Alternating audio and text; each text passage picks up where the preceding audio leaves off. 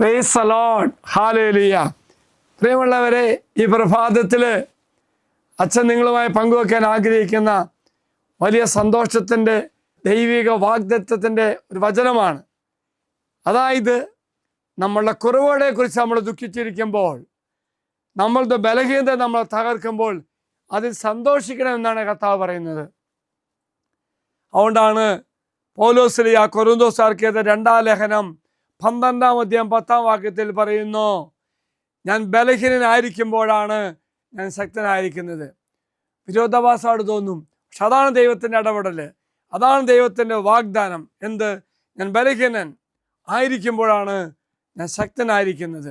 അതുകൊണ്ട് വിശുദ്ധ കാതറിനോസി എന്ന് പറയുന്നുണ്ട്, ഒരിക്കലും നമ്മിൽ മാത്രം ആശ്രയിക്കരുത്. ഞാൻ ശക്തനാണ്, ആർക്കിനെ തോൽപ്പിക്കാൻ കഴിയില്ല എന്ന് പറയരുത്. പ്രിയമുള്ളവരെ, ദൈവസ്നേഹത്തിനായി അത്തരം തെറ്റായ ചിന്തകൾ നമ്മൾ മാറ്റണം, വിട്ടുനിൽക്കണം. എന്തെന്നാൽ എൻ്റെ ബലഹീനതയിലാണ് ദൈവം എന്നെ ശക്തനാക്കുന്നത്. ഇതാണ് അർത്ഥം. പ്രിയമുള്ളവരെ, ഓർക്കുക, ശാരീരമായോ ആത്മീയമായോ ബലഹീനത യഥാർത്ഥത്തിൽ നമ്മുടെ ജീവിതത്തിൽ ദൈവത്തിന് ഇടപെടുവാനുള്ള ഒരവസരമാണ്. അതാണ് പ്രിയമുള്ള സഹോദരങ്ങളെ, ബലഹീനതകളും നിന്ദനങ്ങളും ആവശ്യങ്ങളും പീഡകളും ദുരിതങ്ങളും നമ്മുടെ ജീവിതത്തിൽ ഉണ്ടാകുമ്പോൾ സന്തോഷിക്കണം, അതിനകത്ത് ദുഃഖിക്കരുത്. മറിച്ച് അങ്ങനെയുള്ള അവസരങ്ങളിൽ ദൈവിക വെളിപ്പെടുത്തലുകൾ നമുക്കുണ്ടാകും. അങ്ങനെയുള്ള കഷ്ടപ്പാടുകൾ ദൈവമഹത്വത്തിനായി അവസരമായി ദൈവം മാറ്റും. എങ്കിൽ പ്രിയമുള്ള സഹോദരി സഹോദരന്മാരെ, ഇന്ന് നമ്മൾ നമ്മുടെ ദുഃഖത്തെക്കുറിച്ച്, നമ്മുടെ കുറവുകളെക്കുറിച്ച്, നമ്മുടെ ബലഹീനതയെക്കുറിച്ച് സന്തോഷിക്കണം. കാര്യം എന്താണെന്നറിയോ? ആ പ്രത്യേക അവസ്ഥയിലാണ് ദൈവമകർത്താവ് ഇടപെടുന്നത്.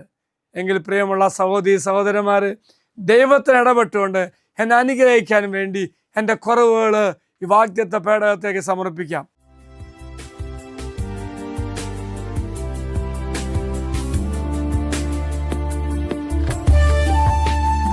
ഇത് നിങ്ങൾ സമർപ്പിച്ച നിങ്ങളുടെ എല്ലാ നിയോഗങ്ങളും അൾത്താരയിലേക്ക് അച്ഛൻ സമർപ്പിക്കുന്നു.